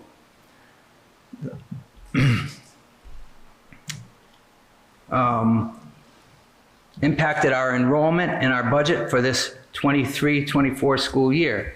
The 24-25 school year will give us a greater opportunity to build our enrollment and our budget. Our desire is to grow to 20 students by 25 and continue to grow annually after that. As we complete our 5th year of operation, we would like to negotiate taking over the operational costs with the possibility of securing longer-term lease, maybe ownership. Thank you for your consideration. The Expeditionary School at Black River. So I'm also here to answer any questions that you may have. Congratulations on the approval. Yes. It's a big Well, that was a long process, Yeah. as you're aware, and it happened June 28th, which, as I said in the letter, because of that, we weren't sure, because we had fundraised for the last 3 years. The students that came to the school didn't contribute hardly anything as far as financially.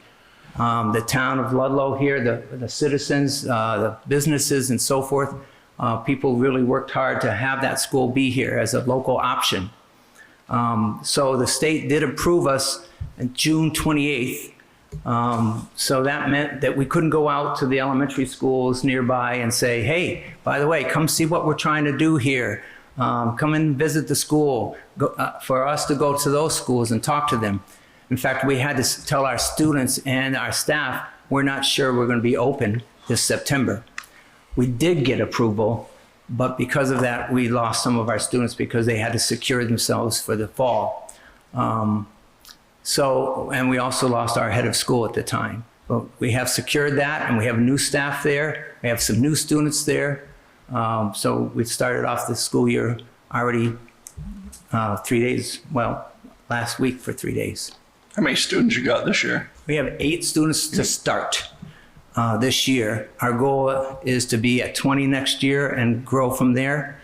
I'm reminded by Pat, who couldn't be here today, that Long Trail started with 6, and now they're at 200 and something. Not that we're looking to be 200, but what we're trying to do is to provide a local option for workers, families, people who are in the community who may not be able to send their students 50, 60 miles away, where they're working here in the community and they want to be able to pick up their kid or have them walk home from there.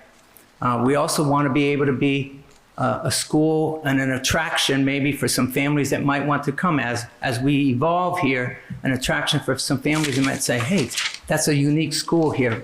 That would be a nice place. We actually have a family that did that moved here because of that school. So I know it sounds like not many right now. Yes, Justin? Who's your new headmaster? Judy Pullinen, who might sound very familiar to you, has taken on that role, especially with the state. She has, of course, been teacher, principal at junior high schools, tech centers, superintendent here, superintendent in a few other places. So she's bringing her expertise in there. I'm in the school myself every day as far as being the in-school administrator. And then we have English teacher, math teacher. We share some of those teachers with Okemo Valley, Okemo Mountain Ski School, and some other places. So we have an English teacher, a math teacher, some science teachers, art teacher, Spanish teacher. It's going well so far. It's great. Now, of course, they're part-time. You guys did it. Yes. Doing it. We're It's doing great. it. Yes. Happy to hear that. Yes. Just feeling on the board. So are we going to go with the same lease that was this last? I think we'd have to draft a new lease, pretty much boilerplate. It'd be very similar to the old lease. I can put that together with updated numbers and names and present that to the board at the next meeting for review. And the cost of running that building, off the top of my head, is $118,000 or something. I believe that's in the ballpark. Right, and I've been speaking to the maintenance about that. I'd love to get George's input on grants to try to figure out ways that we could utilize the heating system better in that building. We have the cheapest electricity in the state, and for us to be putting all that into oil there seems to be, but again, that's something that we have to keep working on. And actually, from what I was told, the fuel costs last year went down, and we hope to to do even further than that this year. Eric. Thank you. I just want to stop and say my comments are no reflection to the school itself. It's really has to do with this board decided 3 or 4 or 5 years ago to take that building back. And at that time, they said that there was going to be a discussion on the future of that building and what to do with it. I don't think that discussion has ever happened. Let's take that as another example of something that's been sort of pushed down the road. It's been brought up a number of times over the years because of the expense of the building to the town. Again, no reflection on the school, but I think putting a lease together without any discussion of what the town plans to do with that building is a little premature. It's quite an expense to the town, and if the residents of the town decide they're okay with that expense, then so be it. That's fine. You've done something, you made a decision. But there's been no discussion on the future of that building, which was promised the day the town took it back. Thank you.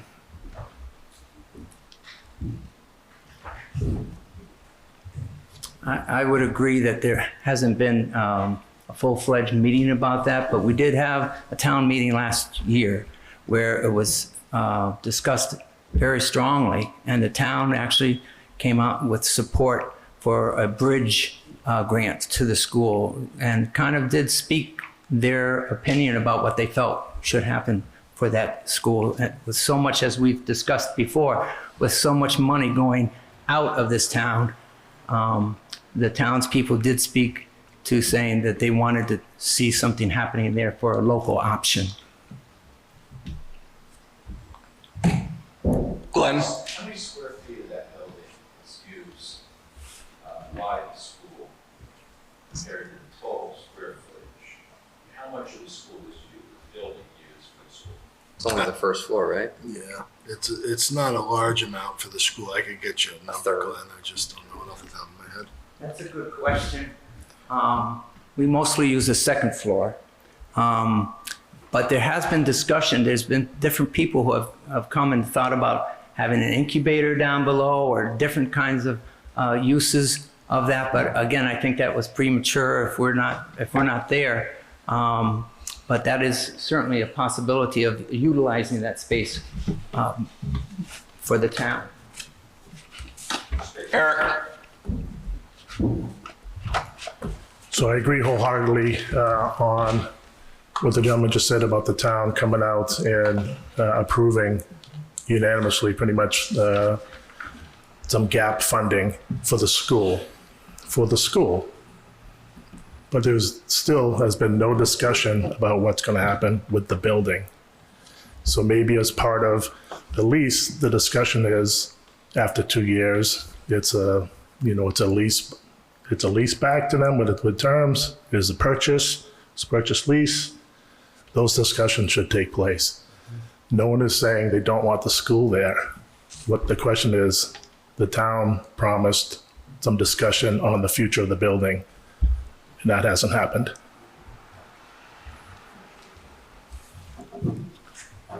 Gary, are you able to walk me through the 10 local choice students who would have impacted the elementary school district annually in the amount of $150,000 resulted in savings to the taxpayer? Well, what Pat was trying to point out is that because we collect funds. Because we had those students there and we were basically funding them. We didn't pay to school them. Brett?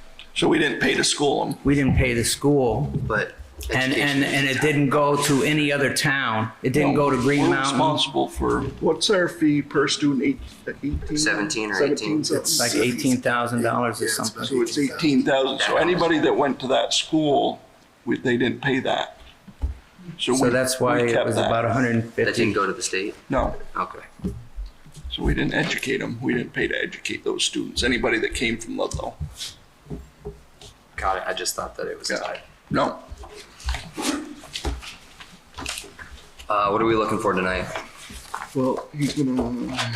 I would say that I will work on a draft of a lease with some provisions that Eric brought up, because I think that is true, that if there's. I agree. If that was to be discussed, then that should be discussed, because, worst case scenario, we're here and there's nobody occupying the school, we still have a building there, that's not going away.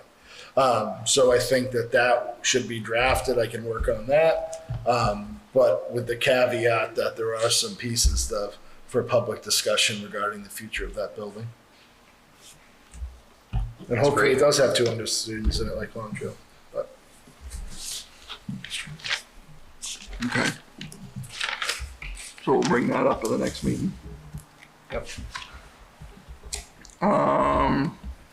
Townwide notification system discussion. Yes, so it was actually brought up earlier this evening. One thing you hear a lot about is the notification systems that towns use to alert people to something as small, and I think it was discussed at a previous meeting too, a boil water notice, a sewer pipe that was broken, get out of town. Those are some of the challenges we face in smaller communities where some of our notification systems are, okay, well, it was on the website. How many people have time to really go look at the town of Ludlow website in the middle of the day to find their day-to-day information? Probably other than myself, no one.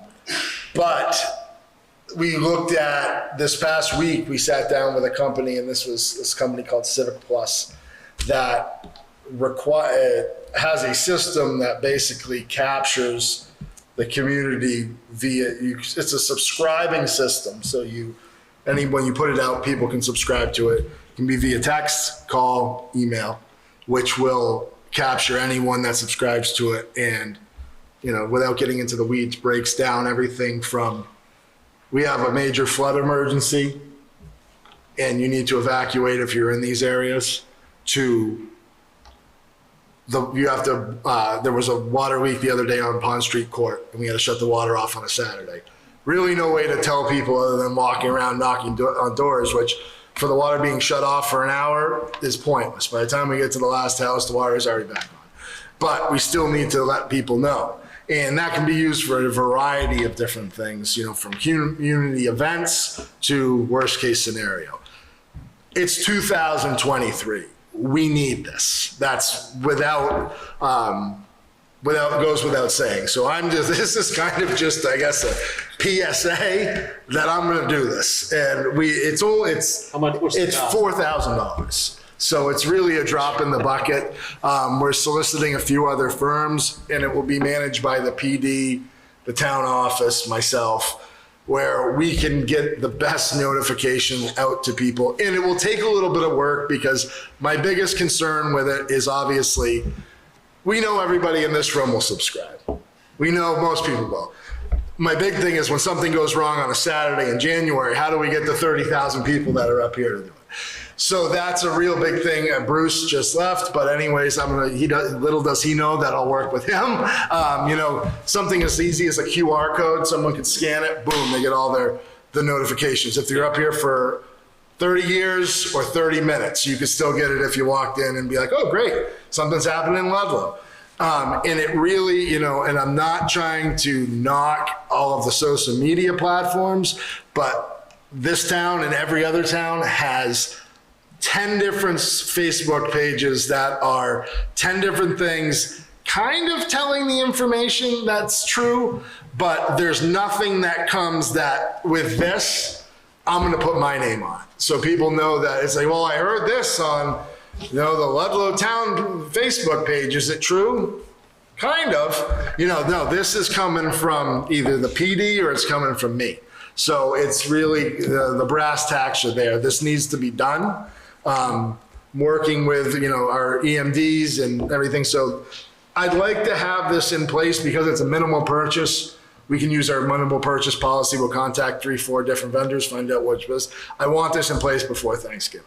Okay. Just because we're going to take care of it. And it's one of those things that's too easy. So I just kind of put it on here and I'm glad you brought it up, because it's really Dave Van Gilder brought it up at the PD, and I said, you know what?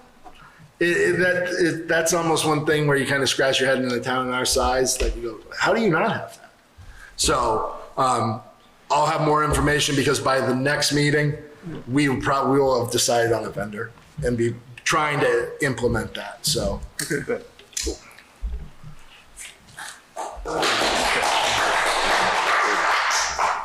Okay, Emergency Watershed Protection Program discussion. Kind of already touched on that. This is a program that's administered by the state that is a cost sharing, 75%, 25%, that the town is jumping in on. We're really utilizing it with the dams. We also have a couple of other places, and it can be used for private property owners in accordance with the town as kind of a partnership, but we're using it to protect some of our infrastructure where there may be pieces of the river that also could jeopardize when and if it goes, is going to be jeopardizing the town infrastructure as well. Dams being one. So the deadline is the 7th. I've been in contact with a number of property owners about doing this, because it's things that we're going to have to be involved with. We're applying. By applying, it doesn't by any means that we have to or we can do it. But we'll have those in October to move forward. Some of the ones other than the dams aren't critical, but they're ones that need to be done, and we can decide. Okay, recreation field rebuild locations. Just a quick, touching on this. Obviously, we know the dog park in town was leveled, as was the Little League field down by the sewer plant. So I've been talking with Nick Mealy, and I know he talks with his rec committee about this, but I think we need to take a long, hard look at where we're putting these things. I live in Cavendish. I've seen Grevin Field get destroyed and put it back. And, I was happy to say at one point that I was the town manager in Cavendish and I had the best looking Little League field in the state. I was psyched. But to rebuild it now as a taxpayer in Cavendish, I'd be the first one there to go in. You're crazy, because it's going to do it again. The floodway, it's in the floodway. It did what it was supposed to do. Unfortunately, we find ourselves in the same situation here. Our rec facilities are a vital piece of this town. but we have to look at putting our, not essentially burning our money. The Little League fields are gone. I don't know if it makes a whole lot of sense to put those back. I highly suggest we look at maybe putting them back at the high school. This is me speaking. This is me speaking. Just giving my opinion is that, we have a beautiful facility at the high school that has a baseball field there, infrastructure. We, at this point, do not house a high school baseball program that requires 90-foot bases. You could put a Little League field in there. Also, maybe a softball field. We have preliminary diagrams to do that. There's lights there. What kid doesn't want to play under the lights? One thing is, and this is one thing you look at, is we have beautiful rec facilities here. We do. We have a lot of them. So instead of having 10 nice facilities, maybe we have 6 great ones, instead of trying to expand it out. And again, this is me talking. It's by no means decisions, but I think it needs, because this discussion has to happen within the next few months if we're going to have a baseball and softball season soon. We have a softball field at Dorsey, but for Little League, and the conversation is also going to have to come with, maybe we start talking with Ludlow, Cavendish. My kids are part of the Cavendish rec department. They have not played on a team that wasn't combined, Cavendish and Ludlow, in 6 years. So facilities, teams, not discussion for another day, but it's a discussion we're going to have. I think we know their old town manager, maybe. I do have a connection in Cavendish, yes. Marissa? Marissa Selleck, I'm on the board for the Expeditionary School too, but I knew this was coming up, so figured I'd wait till we got to this part. But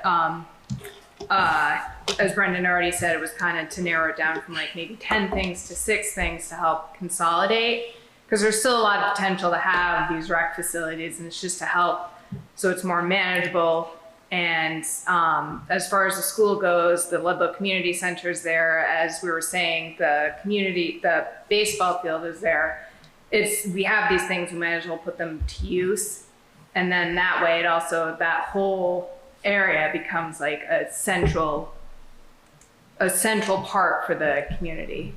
And I know that a big part of it is also like the town plan, which I think is the responsibility of the zoning commission. Am I correct? Yeah. I'm checking that. So yeah, this is just kind of to help introduce, like maybe that's a way to help consolidate things. We're not so spread out, but so we still have these resources available. So. Okay, thank you. And to that point too, of having the housed facilities there, this year down at the Little League field, unfortunately, we had to bring in a porta potty that was handicap accessible, because the dugouts aren't handicap accessible where the bathrooms are. If you move it down, you have a community center there, you're not worried about a bathroom. So to me, again, it's kind of one of those things that's kind of like the notification system. I mean, there's a lot to it, but it makes too much sense to me. But conversation that we'll have to continue to have sooner than later. Okay. And Brett. we already know that we can have 2 fields at Poland Field. Mhm. So, I mean, Yeah. absolutely. So the space is there. Space is to there. move it. Glenn? With your dogs. Dogs. So, the dog park, I can say too, with rebuilding the dog park, there is a significant donation coming in that is tagged for the dog park. I'll leave it at that, but it is a very generous donation, which should help us out tremendously there. Question being, do we put it back where it was? It becomes I filed for FEMA, and the insurance is kind of a wash, but I filed with FEMA regarding the dog park. The trick is that we don't own the land.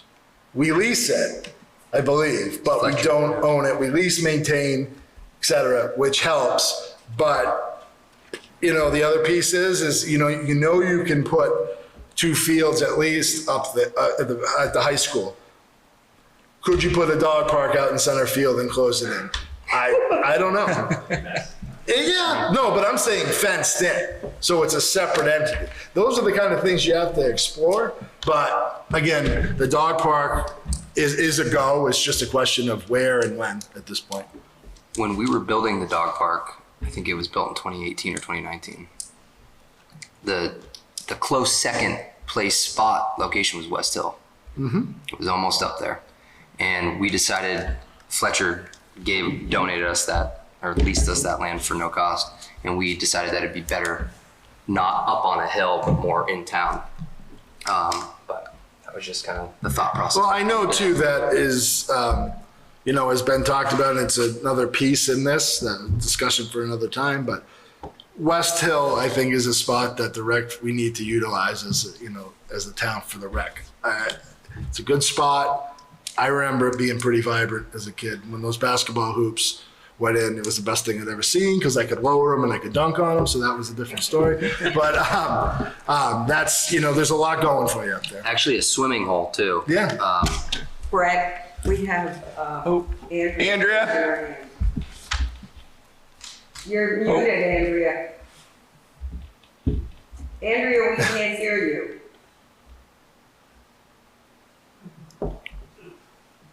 Oh, wait a minute. They might have to unmute She her. unmute herself. Can you unmute Andrea? Someone's doing it. He's trying to. It just muted her. No, I cannot. I can't. Well, it went from not, okay. Can you type your question, Andy?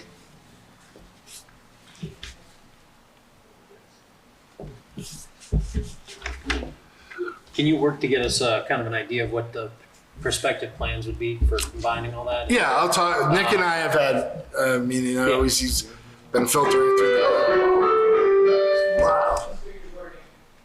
Wow. So yes. Yeah, me too. Absolutely. I think it's great. No brainer. Freeze up. Not in favor of putting the dog park down. This people, I think West Hill. I think it put down where it was. What do you think of Fletcher again? I know, right? I'm not good at it. His ballpark is. As we need funds for everything. Like the Little League Park. Can we please start charging, oops, it went away. Okay, as we need funds for everything, can we please start charging nominal fees for pickleball, et cetera? Pickleball, et cetera.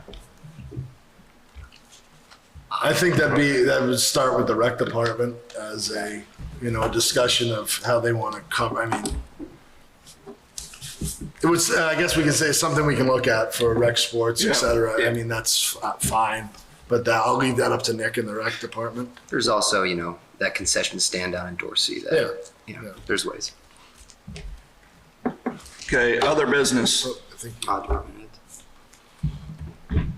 Oh, Just to say that they actually do charge fees. Okay, For some of them, correct. Yeah, for the rec department, they charge you.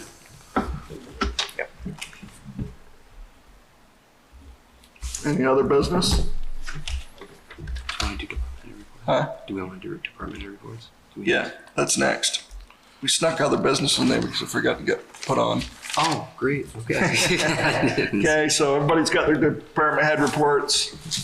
Any questions? Municipal manager update. Sure. I just got a couple. Website. Gentleman Paul Hansen, he came in on our last meeting via Zoom, talked about upgrading our website, which we are going to be in the process. We're meeting this weekend. We're working on a posting board outside the office, probably on the side of the building, which will post agendas, notifications, just trying to get things out as much as we can. Two things, although not necessarily under the purview of this board necessarily, but grand scheme of things for the town. Wastewater plant. FEMA is coming back Tuesday. That has been moved up. We met with FEMA rep Tim Baker last Thursday viewed the site. That has been jumped as a high priority issue for the town, jumped to the top of the list.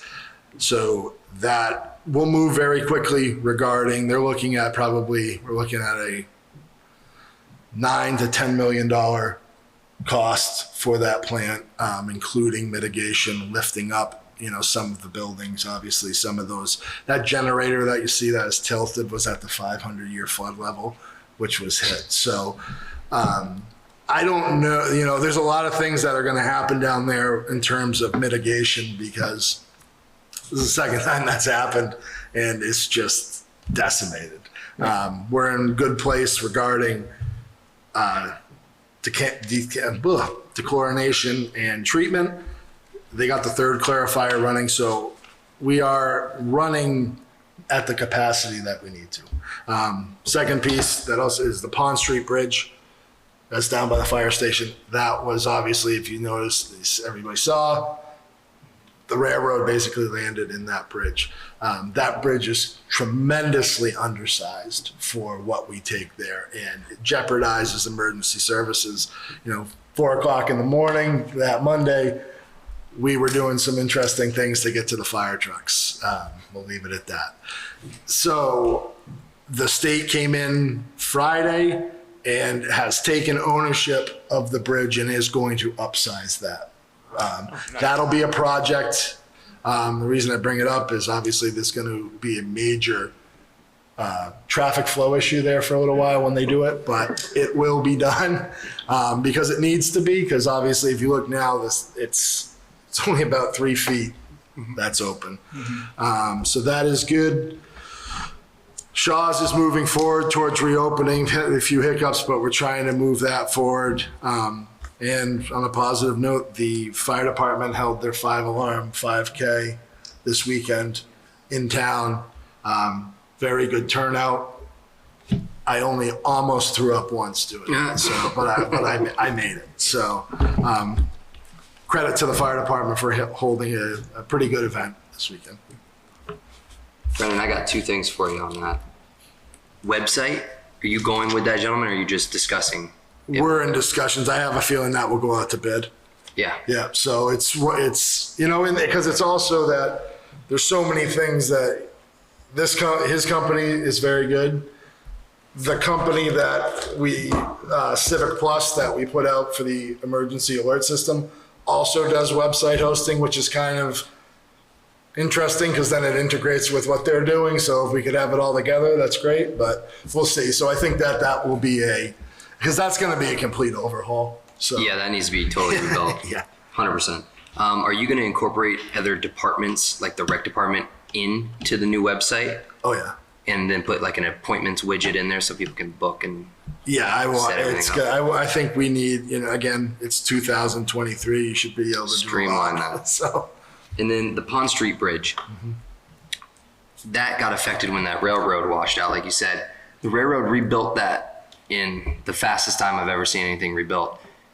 Did they put a larger culvert in there, making it a little bit more dangerous for the flow levels? Larger than it was. It's larger than it was. Some of the concerns are that is now an 8-foot culvert. We have a 10-foot box above it. Not a math major, but that doesn't make a whole lot of sense to me. I will say that in the last week, they've been putting a lot more of that riprap and stone on either side of it. They're shoring up the backside. They took the waste blocks out.